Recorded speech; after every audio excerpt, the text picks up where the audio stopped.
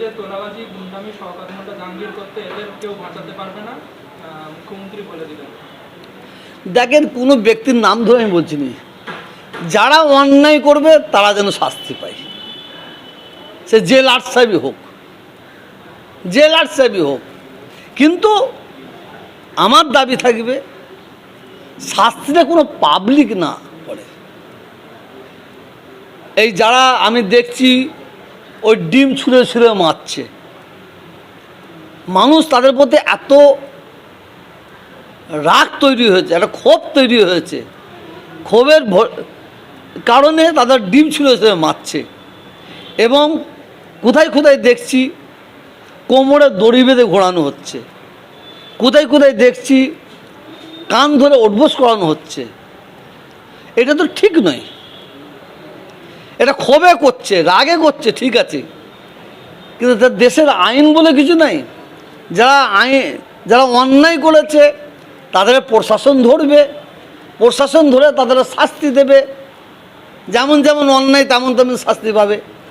কিন্তু প্রশাসন তাদের কোমরে দড়ি বেঁধে ঘোরাবে, তাদের কান ধরে রাস্তায় উঠবোস করাবে, এটা কি কোর্ট বলেছে? এটা আমাদের জানার দরকার আছে। আইনকে কারো হাতে নেওয়া উচিত বলে আমার মনে হয় না, হবে বলে আমার মনে হয় না। দেখেন, যাদের ডিম মারা হচ্ছে, যাদের ঘরে রাস্তায় ফেলে লাঠি মারা হচ্ছে, চচ্চাবড় মারা হচ্ছে, আমি বারে বারে বলছি এটা ক্ষোভে করছে। কিন্তু এটাও তো ভাবতে হবে, রাত আসে দিন চলে যায়, আবার দিন চলে যায় রাত আসে। আমি একটাই জিনিস আমার মাথায় ঘোরে, এই সরকার সারা জীবন থাকবে বলে আমার মনে হয় না। তো এই সরকার চলে যাওয়ার পরে যারা এই ধরনের কাজ করছে, বাবাকে ধরে ডিম মারছে, বাবাকে ধরে লাঠি মারছে, বাবাকে চড় মারছে, রাস্তায় ফেলে পিটছে, কোমরে দড়ি বেঁধে ঘোরাচ্ছে, কান ধরে উঠবোস করাচ্ছে, সেই পরিবারের ছেলেরা মেয়েরা আত্মীয়তা দেখছে তো, তাদের মধ্যে একটা ক্ষোভ সৃষ্টি হচ্ছে। এই ক্ষোভটা তো তারাও একদিন প্রকাশ করবে। আমি ওই জন্য সরকারের কাছে দাবি রাখব, প্রশাসন যে কোমরে দড়ি বেঁধে ঘোরাচ্ছে, কান ধরে উঠবোস করাচ্ছে, এতে কোর্টের যদি আইনে থাকে তাহলে এখানে আমার কিছু বলার নেই। আর যদি কোর্টে আইন না থাকে, এটা করা উচিত হচ্ছে বলে আমার মনে হয় না। আর আমি জনসাধারণের উদ্দেশ্য বলবো, জনসাধারণ যে ডিম মারছে, যে রাস্তায় ধরে পিটাই করছে, এটা জনসাধারণের একটা ক্ষোভ, সেই ক্ষোভটা তারা প্রকাশ করে ফেলছে। আমি জনসাধারণকে বলবো, একটা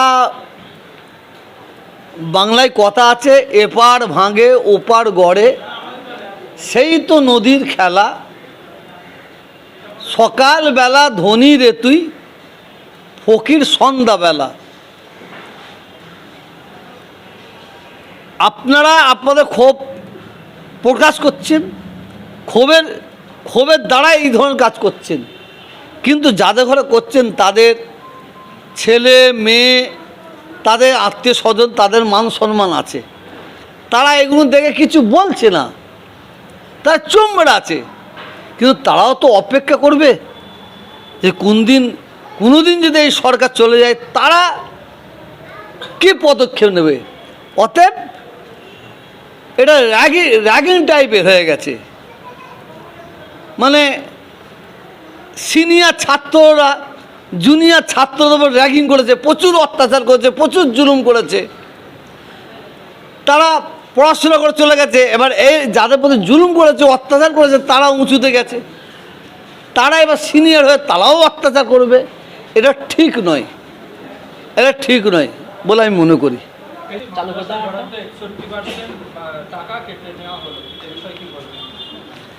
দেখেন, এবারে বাজেটে যেটা করা হয়েছে, এর আগেরবারে মানে 5,000 কত কোটি টাকা দেওয়া হয়েছিল আগের সরকার থাকতে। এবারে সরকার 2,070 না 71 কোটি টাকার মতন বাজেটে পাস করেছে। এতে আমাদের কোনো আপত্তি নেই। আগে যেসব সংখ্যালঘুদের জন্য মাদ্রাসা বলুন, আর সংখ্যালঘুদের বাজারে যে টাকা করা হতো, অনুমোদন দেওয়া হতো, শুধুমাত্র কাগজ কলমে থাকতো। এবারে কম দেওয়া হয়েছে, তাতে আমি অন্তত পার্সোনালভাবে সাধুবাদ জানাচ্ছি। কিন্তু আমার দাবি থাকবে সরকারের কাছে যে বাজেটে যে টাকাটা পাস করা হয়েছে ওই টাকাটা যেন কাজ করা হয়। সংখ্যালঘু খাদের যেন মানে মাদ্রাসা সংখ্যালঘুদের বিভিন্ন খাদে যেন খরচা করা হয়। আর কাগজ কলমে শুনলো আগের সরকার 5,000 এত কোটি টাকা দিয়েছে, 7,000 এত কোটি টাকা দিয়েছে, দেখা গেল কোনো খরচাই হয়নি। তো ওই বাজেটের কোনো মূল্য নেই, ও মূল্যহীন বাজেট। এবারে 2,070 কোটি টাকার মধ্যে বাজেট পাস করা হয়েছে, আগের চেয়ে অনেক কম করা হয়েছে। আমার দাবি থাকবে যাতে আর বাড়ানো হয়, তার সাথে সাথে যেটুকুন দেওয়া হয়েছে এ তো ভিক্ষাস্বরূপ দেওয়া হয়েছে, এ তো ভিক্ষা দেওয়া হলো। যতটুকুন দেওয়া হয়েছে আমার এই সরকারের কাছে দাবি থাকবে ততটুকুন যেন কাজ করা হয়। কাগজ কলমে করে কোনো লাভ হবে না, এটা সংখ্যালঘুদের কোনো উপকার আসবে বলে আমার মনে হচ্ছে না। সুরাবর্তীর নাম পরিবর্তন করে গোপাল মুখার্জি রোড করা হলো, কোনো বাংলায় মোগল পাঠানদের নাম থাকবে না, এমনই বলছেন মুখ্যমন্ত্রী। এর উত্তরটা পরে দেবো, এর উত্তর পরে দেবো। তামান্না, আনিস এবং তিলোত্তমার বিচার হবে কথা দিয়েছেন এবং মুখ্যমন্ত্রী ডেকে পাঠিয়েছেন তামান্না আনিসের বাবা মাকে বিধানসভায়, কি বলবেন? দেখেন, যারা